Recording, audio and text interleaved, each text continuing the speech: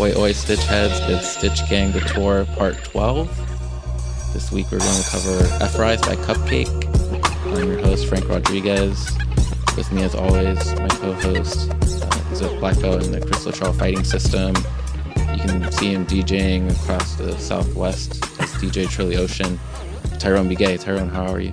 I'm great. I'm also trying to think of a new DJ name because that's a little I think we discussed that on the last episode. Yeah. Well, yeah. When you give me a new one, I'll work it in, of course. Awesome. Or I might give you like 2 AKs. You know, you have to come up with it. And our special guest this week, he's a writer whose work you've seen in Pitchfork, Complex, The Village Voice. His blog is SoManyShrimp.com. And his interview and mix show, which is really good, is So Many Shrimp Radio. So check out that podcast. He's a sage on Chicago rap and beyond. David Drake, welcome. Hi, thanks for having me. Excited to be here. I wanted to ask David because I didn't see you cover it a lot, and you're one of the biggest boosters of Chief Keef. So like, what did you think of our first episode was on Thoughtbreaker? What did you think about Thoughtbreaker? Sorry, this is like kind of springing in on it, but I wanted to ask you about it at some point. No, yeah, I like Thoughtbreaker. I think it was definitely a well put together project. I think which has been sort of a weird thing in his story is a lot of the stuff, the way it's put together. People don't know that there's some behind the scenes sort of stories about how some of these projects were, you know, who it was that put them together makes a difference, I think, in how they were received. Like Finally Rich was very much a Young Chop and Larry Jackson project. I'm not sure that Keef had as much to do from what I have gathered. I'm not sure Keef had as much to do with how that came together. He was definitely responsible for the Bang 2 and Almighty So projects, which are both like, they've become sort of retroactively canonized, but at the time it was like his real core audience that sort of was excited about those because that was like right when the music press stopped giving, like those didn't get Pitchfork reviews, even though they were the first follow-ups after Finally Rich.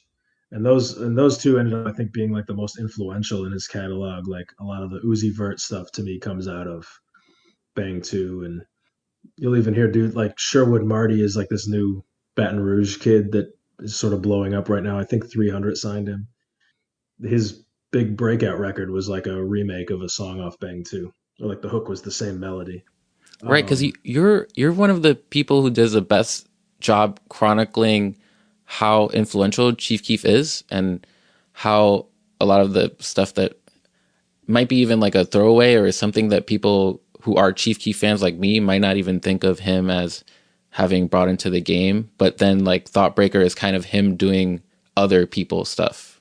Yeah, I mean, I think Thoughtbreaker, they originally conceived it like years ago and like he was supposed to release it and then he never would. There's like some old tweets of like Uzi Vert tweeting at him like release Thoughtbreaker or shit like that.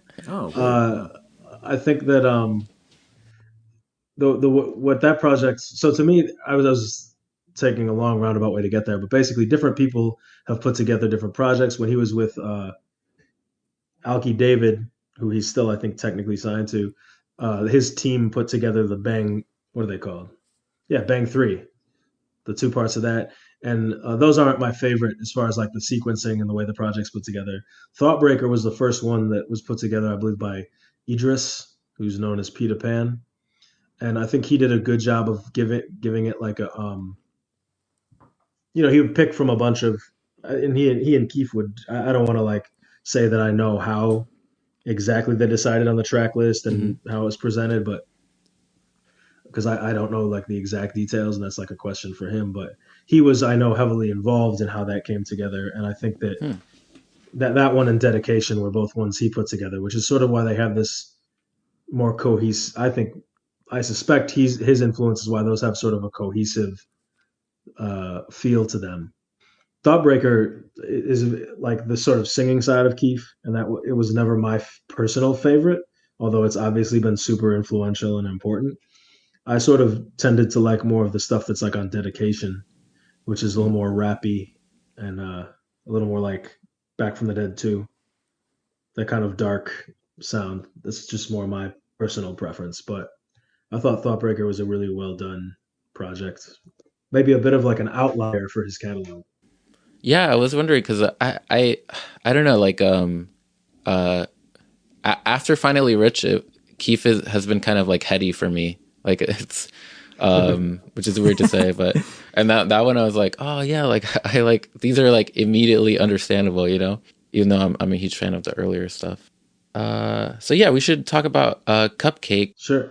also from Chicago. Ephorize, a new album, early 2018. It's mostly produced by Death Stars, and then there's a couple tracks by Tariq. Tariq. Yep. Yeah. So this her catalog's kind of weird, David, in that like there are no features, or that I could see really. Like how do you see her fitting into the Chicago rap universe, and like who does she collaborate with, and who does she connect with? I mean, in Chicago, she's kind of in her own world. She's not, musically, she's obviously, funny. She's absolutely of the culture and at the same time kind of removed from it. She went to, speaking of Chief Keef, she went to elementary school with Keef. He actually hit her up when she first went viral with I think it was Deep Throat, the first viral record of hers. I forgot if it was that or I was think it that was Vagina. Vagina, wasn't it? Was Yeah. Vagina the first one? Anyway, he hit her up. I felt like I was super early when I'd found her stuff, and I, hit her up to do an interview. And like the first thing that she mentioned in that interview, that he'd hit her up like a couple weeks before to say like, "Aren't you that girl from Dulles?" Because they both went to Dulles Elementary together. She definitely like comes out of the Chicago like South Side culture of music. You can find these old videos that she did that have like a strong similarity to a lot of the stuff that, and, I think a lot of the Chicago stuff it was more diverse than people realized at the time. But she certainly fit in with that kind of stuff. I think she's really just been finding herself, and the more she discovered who she was, the more distinct it became from the rest of what's going on in Chicago. Yeah, the I was like when I listened to her stuff, I started categorizing her songs, and like there's like the pensive songs, which get into her insecurity, and then like the sexy songs that are really dirty, Mm-hmm. and the positive stuff, which would be like crayons, and then there's like the ratchet cupcakKe, which is the stuff that is most like is most similar to what you would think of as Chicago rap, Yeah. where she's doing all the gun sounds and stuff. There's like one track on cupcakKe that was like really made you nostalgic for that sound. But then it's like it's weird because you don't. Your interview was great, by the way. Thank you. I'll put the link in the description. But yeah, it sounds like she just like bought her studio time and she goes in there and does work. And this album is mostly produced by one person. But that's not a criticism. I was just Right. wondering like where she fits in. But And you mentioned that she more or less exists in her own, I guess, arena more so. But is it being in Chicago? Have you noticed how she's received? And if you have, like, what's the reception, by others in the Chicago rap community? And would you say that her subject matter affects her relationship with the local crowds as far as like the rap community is concerned? I think that people sort of like they did everywhere. People saw it very much as a novelty at first, and you know, a lot of Chicago artists that have broken out, it took like outside validation before they would be taken seriously within the community. And I still think that that's probably even more so for an artist like her, who's kind of unapologetically like raunchy and a woman, and doing stuff that I think is pretty cutting edge in some ways for rap as a whole. Like some Mm-hmm. of the subject matter she talks about, even on her first project, it just took people a while to come around on it, and it also like doesn't appeal to some of the like. She obviously has like a big LGBTQ following, and it I feel like she has a big international following. You'll find people in like Australia are heavily downloading her stuff. It didn't really come from a scene. It came out of a scene in Chicago, but it didn't. it wasn't rewarded by that. Like that scene in general isn't really awarded. So Right. In your interview, off one album, she was doing shows in England, which was just right. kind of interesting. And I actually like I had probably heard of her, and I don't know if I did a deep dive or anything, but I had never done a deep dive until Ephorize came out. We first encountered her like talking about like the Charlie XCX albums, Charlie XCX mixtapes that each Hmm. had a cupcake feature, and that's interesting that like she has like no features, but she's on this, on these mixtapes with someone who's like written these gigantic pop songs. Right. I mean, that's just like Charlie XCX's enthusiasm for her music, Hmm. and it's not from any like she's self-managed as far as I know. I mean, I don't know. I haven't talked to her in a little while, but for a long time, she was basically doing every aspect of her career. She was picking the artwork, she's picking the beats, she's doing the handling the tour bookings herself. I think somebody might have reached out to her by now. I feel like she's so high profile, at least in the press, that surely some aspiring, booking agent has reached out. But like, she was managing her entire career on her own, and it really, I think that's like the way that she's a Chicago rap artist, but also at the same time didn't really wasn't a product of Chicago industry. Right. Yep. Oh, okay. That she kind of leapfrogged a lot of that stuff because of who her audience was. Yeah, it seems like that is going to be sort of her model. Like, I feel like there's like a lot of songs on here that are for specific groups, Hmm. instead of which I kind of like because it's refreshing to have some intentionality in like a whole in on records. Whereas like Hmm. I feel like a lot of the stuff that I listen to is kind of just someone trying to make the best song possible and just iterating whatever their swag is or like whatever their process is. Whereas this one, like, you have Crayons, which is like a posy LGBT anthem. Right. It's a really intentional rhetorical song, which is kind of rare among like the stuff that I listen to. And I feel like it's Yeah. something that like could spread among certain communities that are not connected by like Hmm. communities of artists, but like by the fans and like how they connect. She's definitely been like a reaching out through fans first rather than like pretty much the only outside of fan enthusiasm, the only promotion she's really gotten that I can tell is through music criticism. Yeah. Basically, like people like during St. Felix wrote a big piece in the New Yorker on her. Megan Garvey wrote about her at MTV, and the stuff that I did, like it's pretty much like a small group of critics who were like, "This is important and interesting and unique," and she's really good at it.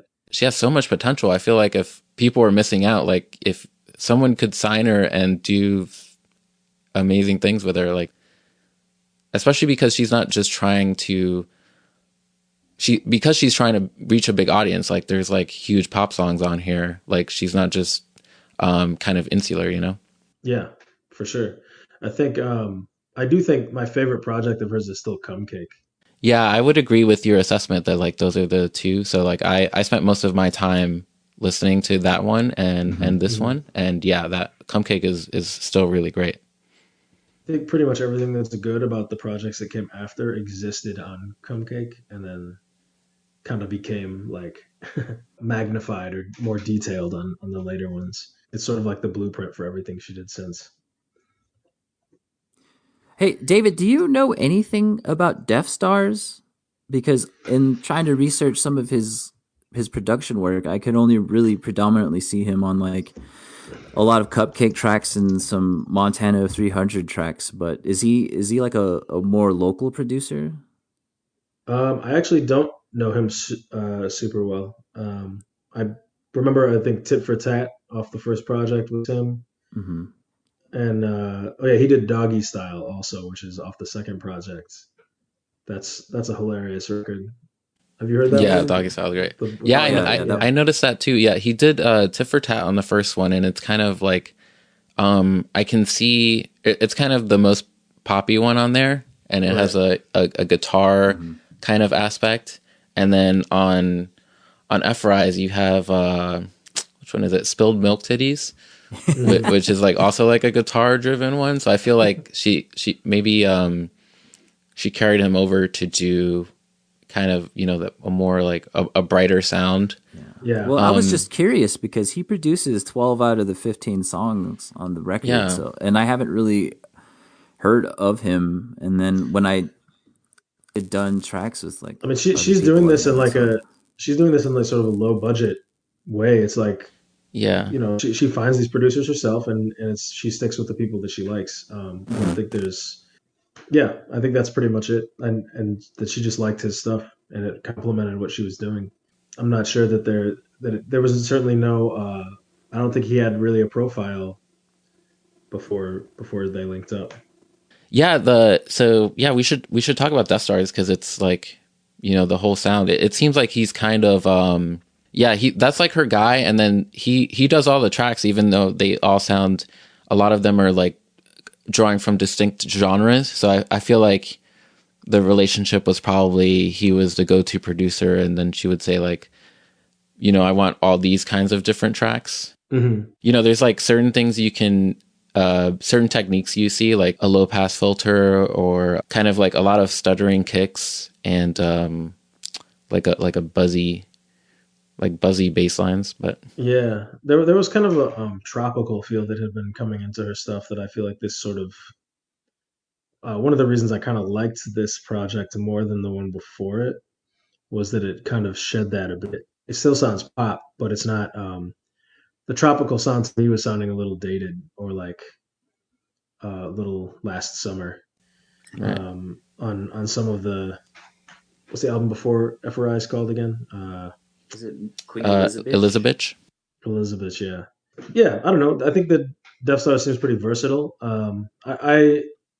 I really think that a lot of Cupcake is elevating the stuff around her to an extent, which is not to disrespect Death Stars, but like it's hard to like he. It seems like he does kind of a job that a good producer would do, which is sort of be a mercenary for you know what she needs. I remember talking to her and her basically saying like what producers would get on her projects was whoever sent her the best tracks, like who gave her the most heat. And I think that's probably what happened is she just liked the beats he was sending and wasn't and it wasn't where her head was that the beats the other people had set. Yeah, I could see that. It's kind of like he doesn't do the best version of any of these genres they're doing, but Mm-hmm. it's fine. And she is so amazing that like it's fine. But this record kind of made me realize how like unfruitful the Charlie XCX Cupcake collaborations were. I feel like they kind of didn't get her and kind of isolated her on the tracks where like some of these parts where she Cupcake bails on the chorus, you know, and doesn't do like the like top like the rising crazy pop hook that she was kind of going for was like something that you know, like when she does like an auto tune harmonizing on a hook, but it's kind of like half baked. It's stuff like, yeah, like that's what Charlie XCX does. She does like huge vocals. But I think maybe like they didn't, maybe they were like tokenizing her a bit, like as a rapper and like not crafting the songs with the totality in mind. Yeah, that could be the case. And it didn't seem like she was given a whole lot of space to work with, as it were. Like a lot of her She verses felt right. super rushed. I don't entirely yeah. I don't really get those records and I don't know, I'm not like super knowledgeable on Charlie XCX. I mean she had a song with a video full of cameos and that seemed pretty good. I forget what it was called last year, but it always kind of sounds to me like it doesn't always complement Cupcake correctly, or that Cupcake is like the best part of the track when she's on it. But yeah, I think of it more as a cosign than a musical, like a brilliant musical experiment, really.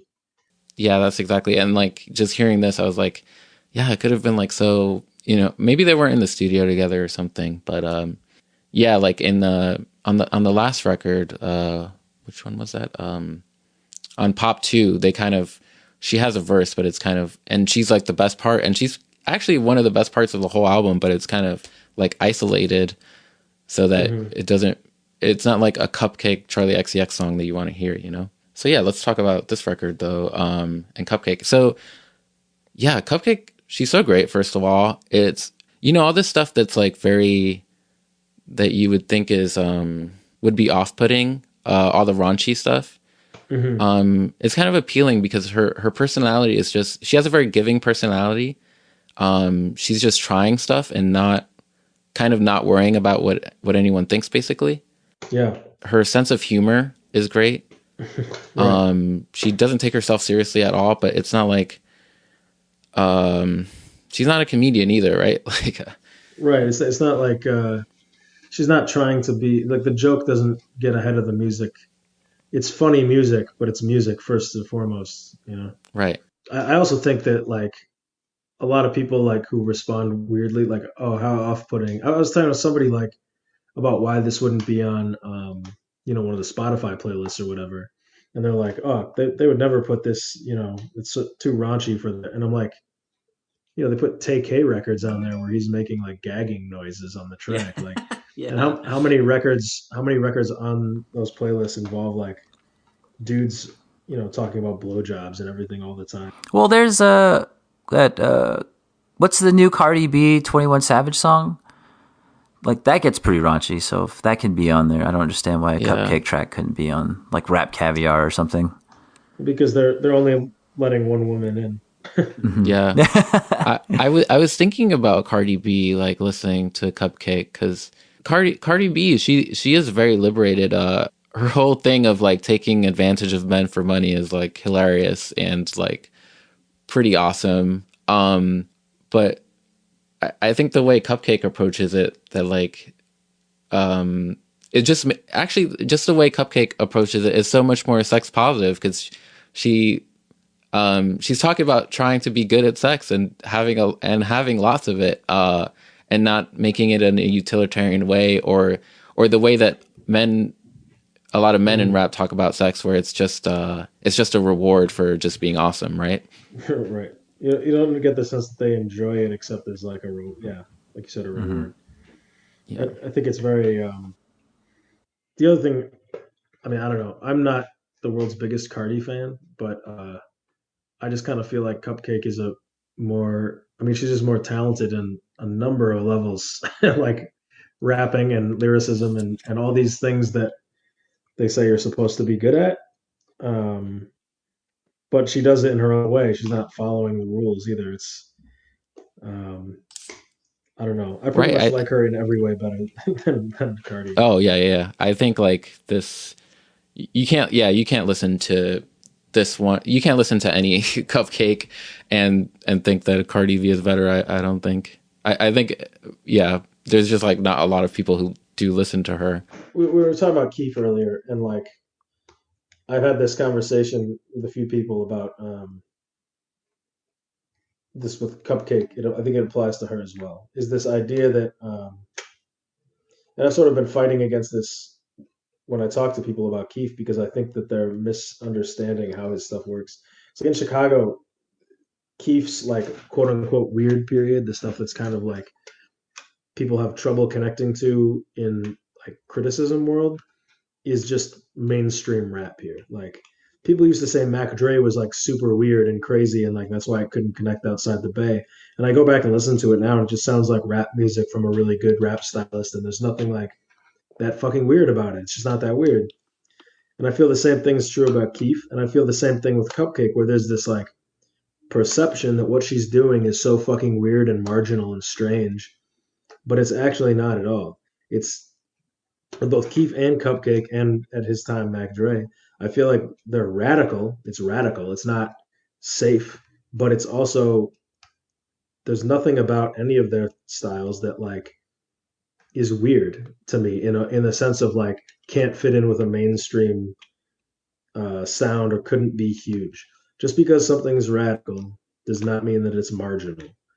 There's a conversation I had with Naomi Zeichner, kind of put it into those words for me, which was really what I was sort of reaching for. And I was going to say, maybe, and if it is, maybe it's cupcake is not getting Mike Will beats, or fucking Metro Boomin. Southside beats. So for that reason only, it's not going to sound. No offense to like Death Stars, but Sure. It's a different. Even with something like a Southside beat is it's just a framework. Like people will accept if they think that it's normal, if they're told it's normal, if it's given to them as if it's a normal thing, if it's on a like if you're told some shit is real and mainstream and it fits in certain expectations, people will accept it as such, regardless of like Metro Boomin is just like as a name, that's just a cosign that tells you it's okay to like this. Like at the end of the day, that like he's one of many artists who could successfully, given the right platform or exposure or context. I think lots of artists break now with like your music gets on the closing credits of Insecure or something like that. That'll break like that'll help break a record. Like just need the right context and a mainstream record a producer that everyone knows can be as good as how it's delivered to you. And unfortunately, like a bunch of music critics telling you Cupcake is important is like good for helping people take her seriously, but it's not good for helping make her a real mainstream star. She's got to have some sort of introduction. I think that if she wanted to become a mainstream star and not remain like a niche concern, it's almost like you have to. There has to be some path that she finds to those people who think that she's a marginal weirdo, who think she's a gimmick. And until that happens, people will continue to treat her like a gimmick. I saw somebody on Twitter the other day talking about like how they were like, she's only liked by, it was like white twinks or something like that. And that description make up a substantial portion of her fan base, but that's not like fundamentally true. Like she's still a black woman from Chicago's South Side who makes rap music and who is in touch with the culture and knows what she's doing. But like that to me says more about like the ways in which her marketing has not managed to sell her to people. Or like look at the way Nicki Minaj before Monster was sort of seen as this, she was managed by Waka's mom, right? And she was sort of a hood rapper that was not taken super seriously. And then after the Monsterverse was like the ultimate elevator pitch for how great Nicki Minaj was at rapping, because it sold her as both the best version of herself, so it sold her as both great and as herself at the same time. Like you listen to that Nicki verse and only Nicki could have done that verse. But at the same time, it's like really dope. It's like a feat of technical. So like the trick I think is a lot of times people try and, take an artist and it's like they're trying to sell the artist to people on other people's terms. So that like I don't actually need to hear Cupcake on a Mike Will beat or on a Southside beat. Like that would be fucking weird. Maybe it would work. I don't know. I might be wrong. I'm not an A&R here. But like, yeah, I think that the important thing is that if she has a moment where she's mainstreamed, it'll be because you get her for who she is, but also it seems exceptional in a way that connects with people. I don't know. I'm sort of going on a tangent here, but. Well, I guess what I just meant to say when I brought up like her being marginalized, maybe not even, her being marginalized just by the industry, is that like there's a couple songs where I first heard them, and actually I love Duck Duck Goose, but there were a couple songs that I'm like, they're like really like rising and inspirational, and then like the like pop, like the pop sensibility she's going for, she's just like she just misses the mark. Like Total was that for me. The verses on there are amazing, and like they're all like building up to the chorus, but I feel like she kind of sells it out when she gets there, and that's where I think like that's where I see like the real like star potential, where I'm like, oh man, like she almost made like an amazing like rising like pop song. and I believe she can get there. It's just it takes, I guess, her being in the right space and with the right Hmm. investment and the right people behind her that believe in her, I guess. But yeah, let's talk about like other like specific. Who is Cupcake? Yeah. What about like? Let's talk about like the pensive stuff. Like you start Wisdom with. Teeth is like a pretty good example of that. And Yeah, like yeah. self interview for sure. Self interview is so good. It's like, dude, she talks about stuff that like I've never heard any rapper talk about, and that's probably because there's like not a lot of female voices, but like or like anyone like I've never heard anyone talk about how what it's like to be a woman who's told that like she's lucky to like get dick, like who like that's not explored in pop culture at all. Like Right. that was so good. And just like the way she talks about her insecurities and comes, like the first song, talking 2 about how minutes. Yeah. her stretch marks itch. Like that's so Yeah. like these details are are things like you don't come across anywhere like in Right. pop culture. Yeah. No, she's totally. I feel like on some sort of like topical cutting edge, and it Yeah, feels especially relevant like now. yeah. It's insane to me that people think like some of the robotic, boring ass pop rap that gets attention is like more interesting than this. No, not at Mm. all. No. And then especially when you look at her lyrics and what have you, and not only are her lyrics super insightful and offer a unique perspective, but you just listen to the way that she delivers a lot of her lines as well. And I just can't help but think, like what she does with some of her verses on this record, like just are so much better than anything contained within, popular rap songs at this particular point. Well, I mean, her rap quotient, like if you just like quantified it, it's like way more rapping than you hear. It's way more like dense and hip hop than Yeah. most popular stuff. I remember thinking she kind of reminds me of Biggie in a weird way when she first came out. Like the part of it, I think, was Energy Brooks used to do these kind of dance hall esque songs with her. He was a producer, and I feel like it kind of fit in that. Like, there's something very elaborate about the way she put words together that was Notorious B.I.G. style, or just reminded me of him sort of spiritually. I do think, and since you mentioned though the like subject matter, I think that this is part of why I still find Cupcake to be like her classic. Is that I think pedophile is kind of the best example of taking like subject matter that's not especially explored in popular culture, or that perspective on it isn't explored, and writing about it in a way that feels both honest and human and uh, true. And it's kind of crazy, look at that happened all before the Me Too thing. Yeah. Think about how much more present sexual abuse is than was like discussed in pop culture sphere.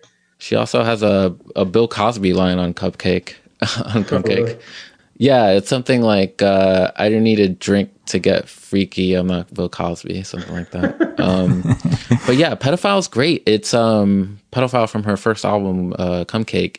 It's such great writing. It's because I feel like when a lot of rappers get serious, like I'm a big pop rap fan. Like I feel Hmm. like when a lot of serious rappers get serious, they become way too wordy and they become way too preachy. Hmm. And she's not that. I wonder. I bet she's very religious. I bet she had some great preachers growing up. She did, like that was the whole story with her was that she was actually writing like poetry, and she was a church girl. And yeah, I think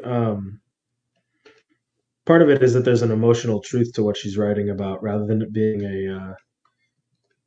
a story like a. It's not supposed to be a lesson story. It's like about Right. Mm-hmm.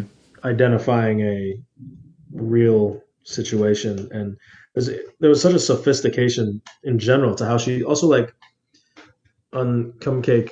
What's the one that's about like a relationship falling apart? Exceptions. I think it's called Exceptions, and it's written with like this maturity about relationships that I'm just like, I didn't have, I still don't feel like I have sort of a grasp on the sort of new, like how to tell a story about my own relationships that she's like getting at in this like, you know, 2 minute record, 3 minute record. Yeah. As a 19-year-old, yeah, I definitely could have As she used. was like 19, right? Yeah. It's like the level of sophistication she has for just very like human, universally human experiences, and that she's able to convey them in this way that feels true and convincing was like it felt like a prodigal thing to me. Like this is such a rare uh, thing to find in popular culture. Probably the most analogous track on Ephorize would be Single While Taken, which is Hmm. about like being emotionally manipulated. And I love that. Let me see the line I highlighted.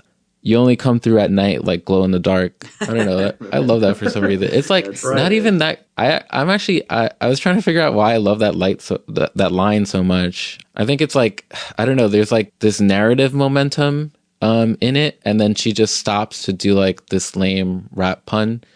Right. There's something so refreshing about them because I haven't felt that way about like people like rappers doing those kinds of that kind of wordplay has not really appealed to me a lot in recent times. Like Big Sean or whatever, just it felt kind of or like Two Chains even. I know that a lot of people love his kind of goofy dad joke style, but like I appreciate it. I think, and he's certainly like a craftsman when it comes to like knocking out records. But like as far as really enjoying and like sort of savoring the wordplay, I haven't felt that way with an artist in a long time. It's and a friend, my friend Sam described it like when he first listened to Cupcake, he was like, it's like she's, it's like how is it possible that in like 30 years of hip hop history, nobody has come up with these jokes before. Like Yeah. they're all fresh lines. Like they don't feel that she's clearly creating. She's not biting. Like these are not things she looked up and found from older rap. Like I hear people use old, punchlines I've heard before or whatever all the time. But she was like coming up with this stuff really organically, and it was just like, how is this coming up now in 2016? This is the first time someone has made this specific joke. Like, Yeah, maybe. Yeah, I think that's probably what's it. It's like Big Sean is a great example because when he makes really lame jokes, it's kind of like, well, first of all, the way he does it is like he tries to make you like savor it with his really like stuttering delivery, like very like staccato kind mm-hmm. of delivery. Whereas like Cupcake sounds like she's in the groove and enjoying it and just like rapping her ass off. Cartoons had a lot of like that was like all like stupid jokes, but it was so great. Right. I also love her like the way she said "oh boy" on there. What is your favorite track on Ephorize? What's yours, Tyrone? I have to think about it. Well, I think it goes between. I think more of the standouts is cartoons, and I think that's mainly because that's the first track I heard off the record. And after a few more listens, I liked Meet and Greet a lot because it was something I hadn't particularly heard from Cupcake, because prior to me doing a lot of deep diving, you become more familiar with the more raunchy material, and then you more or less realize that's kind of not her entire discography. And she mentions it in your interview too, David. That's like she kind of uses that subject matter to more or less trick people into exploring her a little bit more deeply. And then in doing so, I really started to appreciate Meet and Greet. And it seems like on this particular record, she's done a really good job of balancing the subject matter. There's a nice balance between the raunchy aspects of it all as well as the deep, introspective material as well. She has that line on I think it's self interview where she says like most people skip the song because it's not about fucking. So I feel like she's also like trying to becoming aware of it and maybe trying to move past it a little bit. But The first one, like when the stuff started coming out ahead of the album, Exit was really good to me. But I think Crayons is actually my favorite. Or that was the one that like jumped out to me the most on my first listen Hmm. mhm. and sort of stuck with me. Partly because I actually wasn't that into the LGBTQ song on her last album, which I think was just called LG. What was it the full thing Yeah, or it was was like it? LGBT. It was just the initials. Yeah. Yeah. I liked the idea of it, and I also like because I think she could be such a huge artist. I wanted like when I see her create records for that large cult part of her fan base, I feel like if they feel too much like they're leaning into that fan base musically, it doesn't work as well for me. Whereas Crayons, which still obviously feels like it will soundtrack like 100 Pride parades, but it does it in a way that's like to me that's first of all it reminded me of this sound that used to be on like B96, like the rhythmic radio station in Chicago in the mid 90s. This sort of I don't know if you guys heard of this group. The fuck was their name? 20 Fingers or Gillette. They had these songs. You Gotta Lick It Before We Kick It and Short Dick Man. Oh yeah, I know Short Dick Man. Yeah. So there's the sonic approach of Cran sounds like that to me. So there's something kind of novel about that. Mm. Just that big like synthesized horn noise. And then I kind of felt like Kranz was like the best version of what she was going for with LGBTQ. Um, Right. I love that line. She looking like a full box of crayons. That's like, right. it's like, yeah. There's like a lot of great imagery on here. And it's like it's very positive, you know. Like, but the yeah, it's not like I just love gay people, but also she talks about how like people are like cheer on lesbian, like straight dudes cheer on lesbians, but like don't get down with gay dudes. Right. I think that's like I think I liked it. Also, just sort of captures the scene in a way that made it seem exciting. Like it's sold. It's like almost yeah, like you want to be in that club. Yeah, right. exactly. Yeah. It's like persuasive writing. It's like instead of just telling me that it's a because obviously there's a huge amount of culture in America is comes from this world, and like, but it's very show don't tell in that way. It's not telling me that this is important. It's creating this like version of it that sells you on it. It tells you it explains why it became so appealing to American culture, why people are fascinated by this world through like creative tools. I don't know if I'm making an obvious point. No, but I mean, but it more or less conveys feelings that I have, about that particular piece of the LGBTQTA community. Like it's always been my opinion that anytime I'm going to go to a bar that's targeted at that particular audience, like I know I'm going to have fun, and she does a really good job on Crayons, accurately describing it. It's a pretty immersive experience, right? Like you don't just get the feeling that she's telling you what it's like. You experience like through her lyrics as well as the production, because I feel like the production creates the more full picture. Like when you combine the two, you feel like you get it. You know exactly what it feels like. It feels like you're being brought into the room with her. That like you feel the like fucking confetti falling from the ceiling almost. It's just like a really immersive kind of record, and I liked her earlier versions of this kind of song, but yeah, Crayons I think is like the ultimate. It was I remember like yeah when I first heard I was like I don't know if this is and I had to catch myself from being like I don't think she should make songs for like obviously I don't believe that she shouldn't make songs for that audience. That's silly. But what it was to me, I realized was like I wanted to hear her make it in a way that like captures the excitement of it, that it I don't know properly gives that world its due, that it like doesn't just shout it out as if it's an interest group, but that it makes it what it how it deserves to be seen. Like I hope I'm making sense here. Yeah. This song does a great job of breaking down those walls and kind of not more or less speaking at you, but sort of just including you in the experience. Yeah, I agree.